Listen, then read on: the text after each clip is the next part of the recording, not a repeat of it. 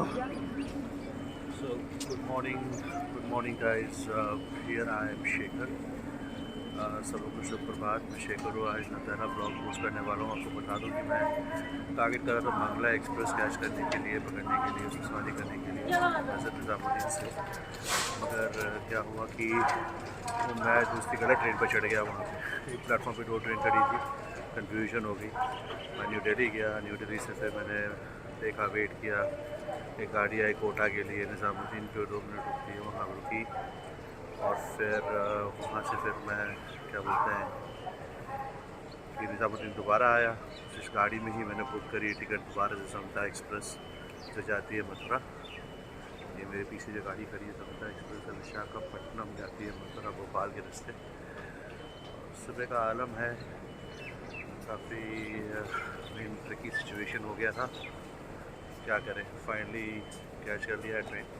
मथुरा पहुंचते हैं। अराइवल तो मैं आपको नहीं दिखा पाऊँगा, शायद दिखा भी पाऊँ गेट पे, मगर मेरा जब होगा ऑफ बोर्डिंग होगी ट्रेन की तो मैं आपको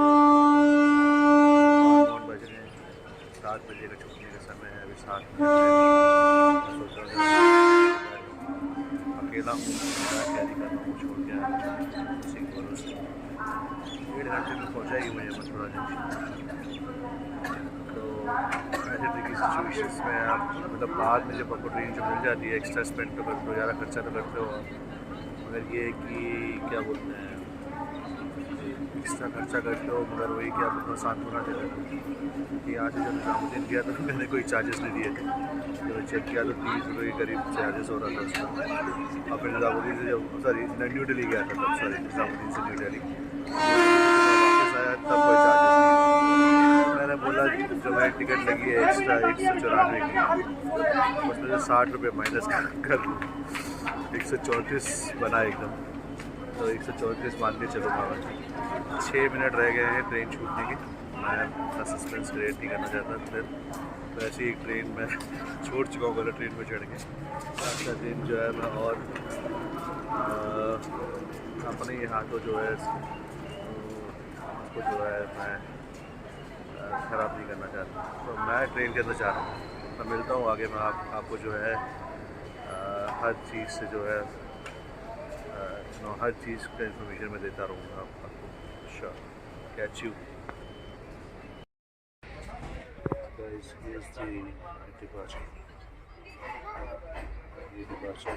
ट्रेन जो है रवाना हो चुकी है। ये आपको डिपार्चर दिखा रहा हूँ मैं। 1 घंटा 33 मिनट में पहुँचेगी ये मथुरा जंक्शन। तो देखते हैं कि क्या ये अपना स्केड्यूल रन टाइम पर मथुरा जंक्शन पहुँचती है। चलिए मिलते हैं फिर मथुरा जंक्शन स्टेशन पर।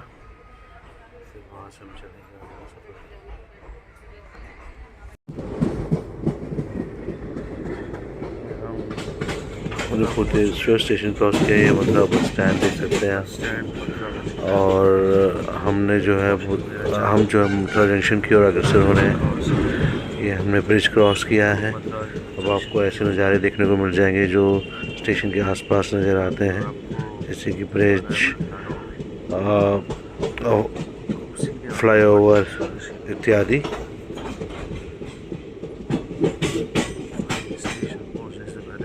जो अक्सर होता है, आप जानते हैं कि स्टेशन से पहले नाला होता है, ब्रिज होता है, ओवर ब्रिज होता है।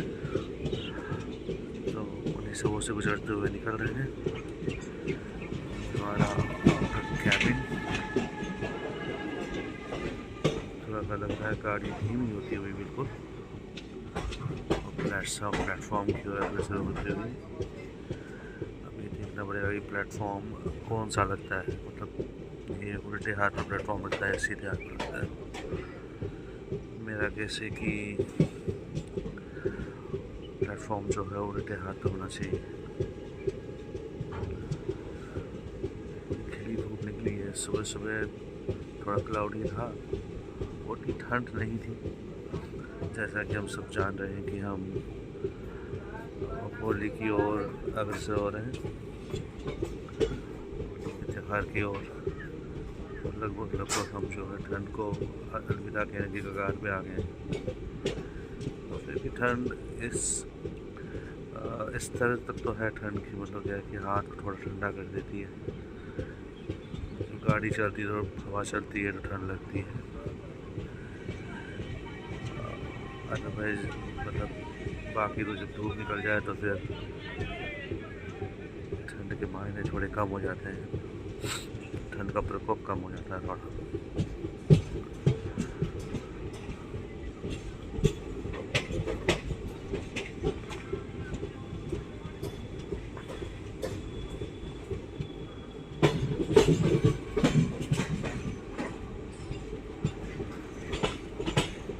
अभी देख पा रहे हैं कि यहाँ पे ट्रॉली का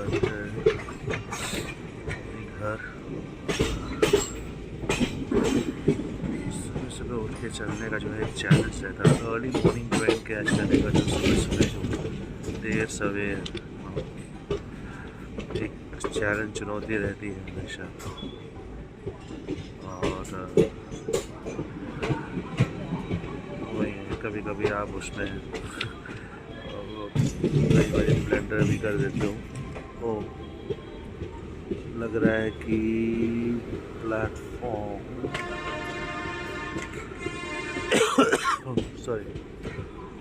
दूसरी जगह पड़ेगा लगता है, देखते हैं। इसी साइड पड़ रहा है, प्लेटफॉर्म लेफ्ट साइड पड़ रहा है। ये अराइवल हम मथुरा जंक्शन आ चुके हैं। ख्याल से प्लेटफॉर्म तो अच्छा इस तरीके से बना हुआ है, कन्फ्यूजन हो गया स्टार्टिंग में। प्लेटफॉर्म राइट साइड में पड़ेगा मगर प्लेटफॉर्म मेरे लेफ्ट साइड में ही पड़ रहा है। 2 मिनट रुकती है यहाँ पे क्विकली। अब मैं उतर के जो है यहाँ से मुझे जाना है वृंदावन टेम्पल स्टैंड। यहाँ से बाहर जाऊँगा, ई रिक्शास कुछ करनी पड़ेगी, मेरे को ऐसा बताया गया है, जो 30-40 रुपये देगा मुझे वृंदावन टेम्पल स्टैंड पहुँचाएगा। आज भी वृंदावन कवर करने का प्रोग्राम है, मैं आपको आके ले चलूँगा। फिलहाल मुझे वो उतरना है, आगे जब मैं सब स्टेशन एग्जिट करता हूँ तब।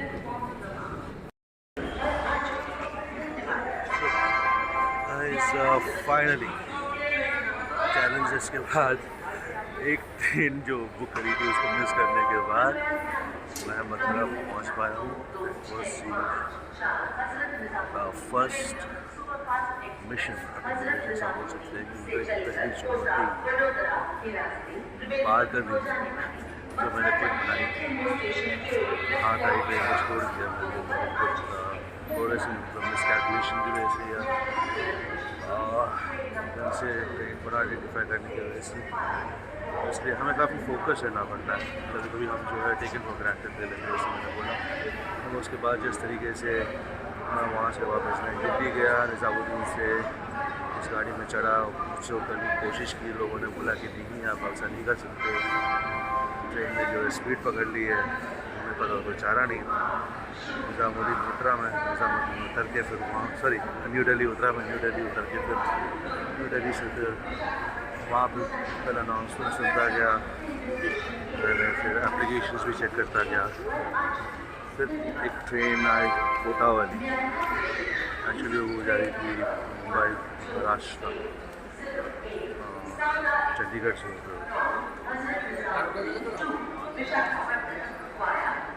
मैं सब पूछती हूँ। फिलहाल मेरे को बाहर जाके देखना है कि मतलब क्या है, सिंगल राइड के लिए ऑटो वाले बहुत ज़्यादा चार्ज करेंगे। तो बाहर जाके जब दूर सीखेंगे 8:47 पर आएगी, जबकि इसका रन टाइम 1 घंटा 33 मिनट आ गया था। नॉन स्टॉप चलती है और बीच में कई जगह स्लो डाउन होती है, दूसरी गाड़ियाँ आती हैं, जैसे बहुत सारी एक्सप्रेस ट्रेन होती है जो सुबह जो है उनका रिटर्न होता है अपने रेस्पेक्टिव डेस्टिनेशन से, जो हेड कर रही होती है न्यू दिल्ली की तरफ, मतलब न्यू दिल्ली की ओर अग्रसर होती है। तो उन ट्रेनों को जो है ये पास देते हुए आती है, तो स्पीड कम हो जाती है। ओवरऑल कॉन्स्टेंटली स्टार्टिंग में इसने पहले कोई 90 किलोमीटर जो है 110 किलोमीटर प्रति घंटा की दर से जो है इसको कवर किया इस ट्रेन ने, समता एक्सप्रेस ने। देखिए अभी जा रही है, चल पड़ी है ट्रेन में। ज़्यादा टाइम नहीं है यहाँ पे। और फिर उसके बाद कुछ ऐसे पड़ा हुआ है जैसे बल्लभगढ़, पलवल, ऐसे स्टेशन हैं जहाँ से EMUs भी निकलती हैं, जहाँ पर बाकी ट्रेन भी निकलती हैं। तो इन स्टेशंस पे जो है क्या हुआ कि बहुत स्लो इन स्टेशन पे क्रॉस किया, इस स्ट्रेच पे बोल सकता हूँ कि जो है थोड़ी स्लो हो गई, इसलिए जो 14 महीने का डी एल्स अच्छी ट्रेन है। मैं स्लीपर में बैठा था यहाँ, क्योंकि मैंने सोचा कि भाई ज़्यादा दूरी नहीं, 1 घंटे का मामला है। और मैंने कहा कि क्या बोलते हैं 1.5 घंटे में तो सफ़र पूरा हो जाएगा। और जिस समय पर मैं चल रहा हूँ थोड़ी देर में धूप भी आ जाएगी। और एक्सपेक्ट कर रहा था कि LHB कोचेज़ होंगे, इसकी कोचेज़ LHB नहीं थे, जैसे आपने नोटिस किया। तो मैं आपका ध्यान आकर्षित करना भूल गया, अब मेरे ध्यान में आ रहा है। अगर आपने ट्रेन का मूवमेंट देखा होगा या कोचेज़ देखे होंगे, अभी पुराने कोचेज़ ही हैं इसमें देखा जाए तो ये सारी चीज़ें हैं। फ़िलहाल मैं स्टेशन से एग्ज़िट कर रहा हूँ अभी, और मैं जाके फटाफट एक वो करता हूँ, क्या बोलते हैं, अपना ट्रांसपोर्ट लोकेशन पे पहुँचता हूँ, तो मैं आपको ले आता हूँ वहाँ पे क्या है क्या नहीं है आगे। मंजर देख लीजिए मथुरा स्टेशन का। This platform number 1, platform number 1 है। और इस स्टेशन में देखा जाए तो टोटल 1, 2, 3, 4 प्लेटफॉर्म है।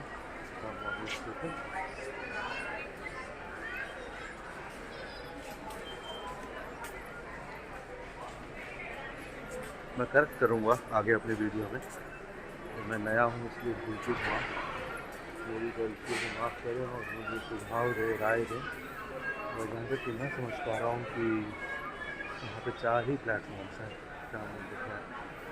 मुझे देख रहा था तो मैं भी कर रहा था, ट्रेन जा रही है, उसके पीछे भी प्लेटफॉर्म है, यही देख रहा हूँ।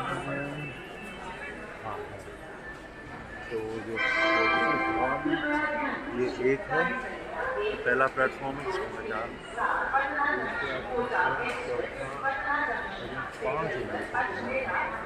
5 platform I will correct it at a later stage, कितने प्लेटफॉर्म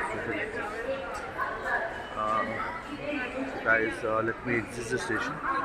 मैं स्टेशन से बाहर निकलता हूँ और मैं आपसे पुनः मिलता हूँ, बने रहिए मेरे साथ।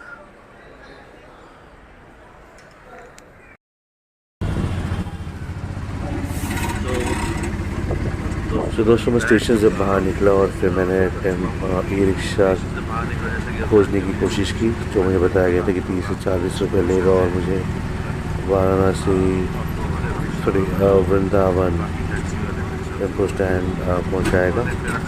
तो मैंने यहाँ वहाँ खोज की और पता लगाने की कोशिश की। तो शुरुआत में तुम ऑटो वाले भाई साहब मुझसे पूछने लगे और सिंगल पैसेंजर के लिए ज़्यादा चार्जेस लेते हैं वो। तो फिर मुझे एक ई-रिक्शा वाले भाई साहब मिले, उन्होंने मुझे सलाह दी कि मैं बस स्टैंड उतरूँ। उन्होंने 10 रुपये चार्ज किया। फिर वहाँ से उन्होंने सलाह दी कि मैं जो है एक टेम्पो में बैठूँ, 3 व्हीलर होता है, तो 20 रुपीज़ पर पैसेंजर लेता है। तो वो 25 minutes to half an hour में आपको वृंदावन टेम्पो स्टैंड पहुँचा देता है। तो फिर मैंने भी वही किया। आप देख रहे होंगे मैं इसी टेम्पो में बैठा हुआ हूँ। ये टेम्पो मुझे वहीं वृंदावन टेम्पो स्टैंड ले जा रही है। वहाँ उतरूँगा, वहाँ से फिर मैं और एक साधन करूँगा जो कि ई-रिक्शा होगा। तो दोस्तों जैसा कि मुझे ई-रिक्शा करना था वृंदावन टेम्पो स्टैंड से, तो वैसे ही मैंने ई-रिक्शा की खोज की। तो एक ई-रिक्शा मुझे खड़ी मिली। तो ई-रिक्शा वाले भाई साहब ने बोला कि वो 50 रुपये लेंगे। तो मैंने उनको बोला कि आप 40 ले लीजिए। उन्होंने फिर मेरी बात मान ली। तो मुझे लोई बाज़ार जाना था, तो राधा दामोदर मंदिर, और मुझे वहाँ तक ले जाने के लिए मतलब वो मुझे वहाँ तक ले जाने के लिए राज़ी हो गए। तो मैं ई रिक्शा में बैठ गया। उन्होंने एक शर्त रखी कि वो एक सवारी उन्हें मिल जाए 10 या 20 रुपये बिठा लेंगे। बस यही था। और मैं ई रिक्शा में बैठा हूँ। अब मैं राधा दामोदर मंदिर की ओर अग्रसर हो रहा हूँ, मतलब जा रहा हूँ लोई बाज़ार। मेरे को जाना है। मुझे इन्होंने ये भी बोला कि यहाँ पे बंदर बहुत हैं और मैं मोबाइल और हेडफोन जो है संभाल के रखूँ। कुछ दूरी तय कर कुछ दूर तक तो मैंने जो है हेडफोन लगाए रखा और मोबाइल अपने पास रखा और मैं भाई साहब से बात करता रहा। और कुछ दूरी के बाद मुझे इस बात का एहसास हुआ कि हाँ, वाकई ही बंदर हैं जो थोड़े सामान छीन सकते हैं और उनसे मोल भाव करना तो बहुत ही मुश्किल है।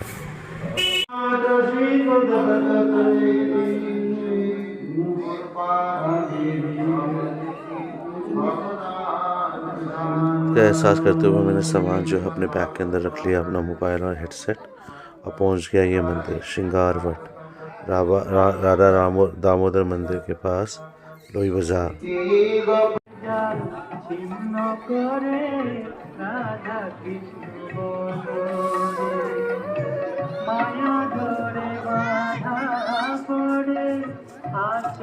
तो मैं मंदिर पहुंचा। मंदिर परिसर में मैंने देखा कि पाठ चल रहा था, कथा चल रही थी, भजन चल रहा था, जयकारे लग रहे थे और सब प्रभु की भक्ति में लीन थे।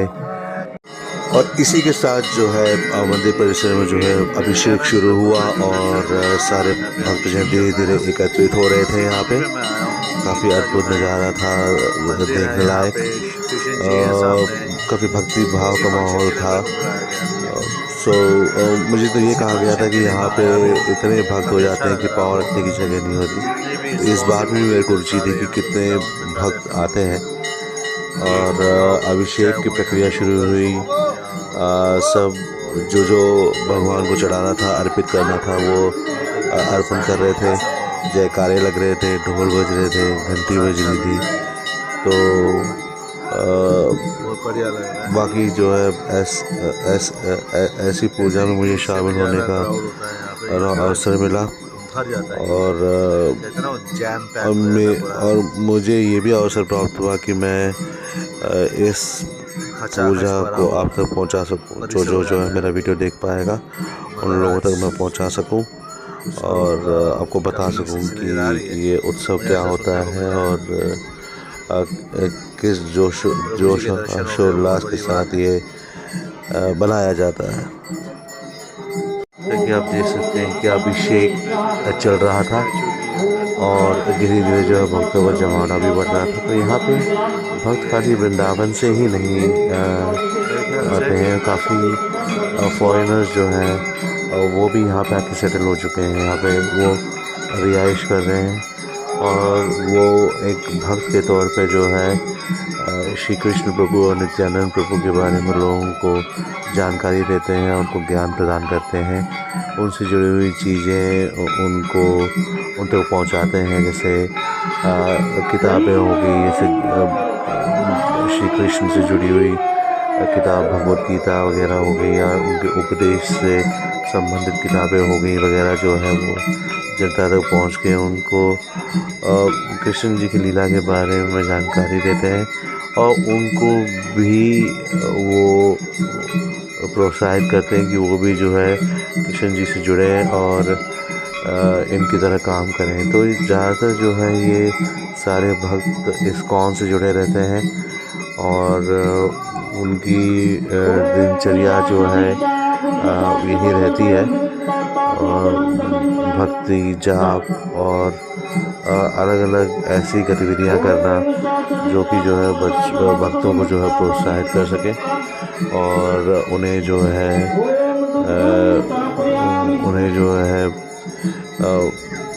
कृष्ण जी की महिमा से और परिचित होने के लिए कुछ उत्साहित कर सके। तो ये सारी चीज़ें करते हैं, आप देख पा रहे हैं यहाँ पे। वहाँ पे अभिषेक अभी भी जारी है। और जितने भी महंत हैं, बड़े बड़े महंत हैं यहाँ पे, तो सारे ही यहाँ पे आए हुए थे। आप देख सकते हैं यहाँ पे। तो ये था नज़ारा यहाँ पे। और कुछ आपको फॉरेनर्स भी यहाँ पे मिल जाएंगे देखने को, और वो भी यहाँ पे आए हुए थे।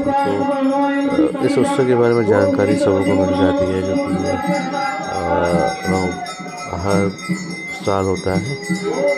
तो जिसके चलते, तो इसलिए सबों का जो है यहाँ पे सबों की जो है यहाँ पे आप उपस्थिति आप देख सकते हैं।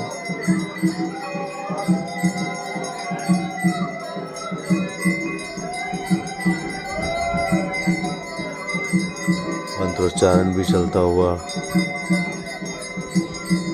ढोल बजता हुआ, घंटी बजती हुई लगातार, वहाँ पे अभिषेक होता हुआ, जयकारा लगता हुआ, बहुत बढ़िया वातावरण था आसपास का। बहुत भक्ति से लेस वातावरण हो गया था पूरा एकदम।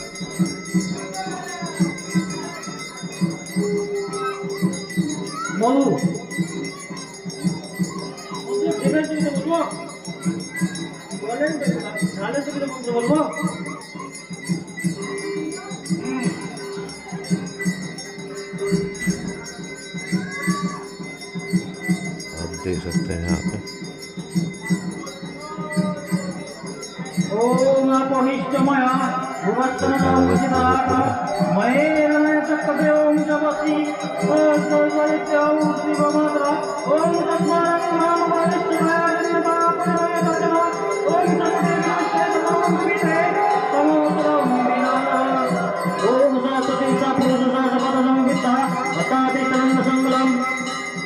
नमो भगवते नित्यानंदेश्वर।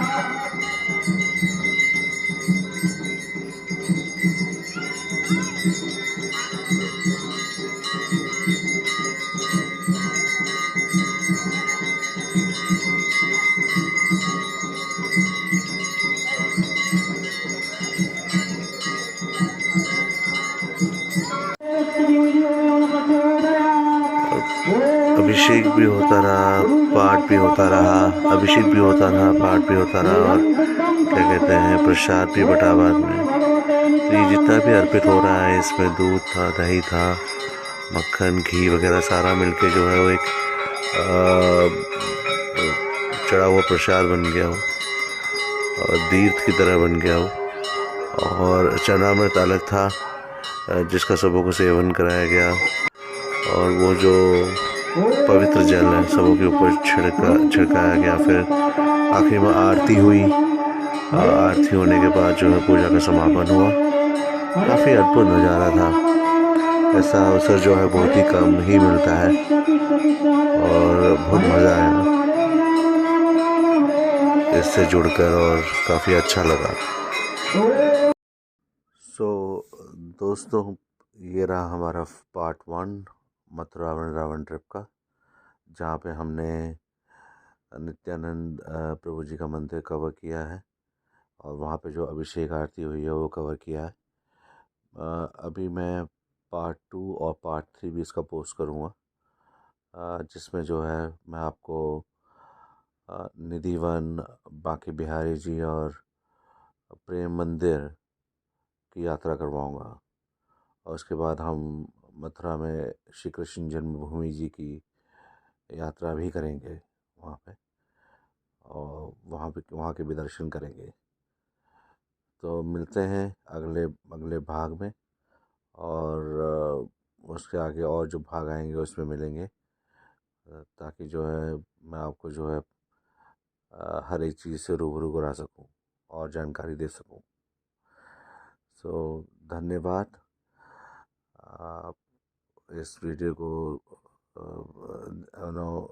देखने के लिए मैं आपका धन्यवाद करता हूं, और मैं चाहूँगा कि आप अपनी राय ज़रूर दें कमेंट बॉक्स में, फीडबैक दें, और लाइक और सब्सक्राइब कर दें अगर आपको अच्छा लगे, पसंद आए तो।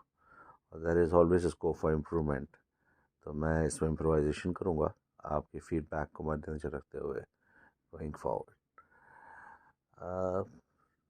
Thank you. मिलते हैं अगले भाग में। Take care.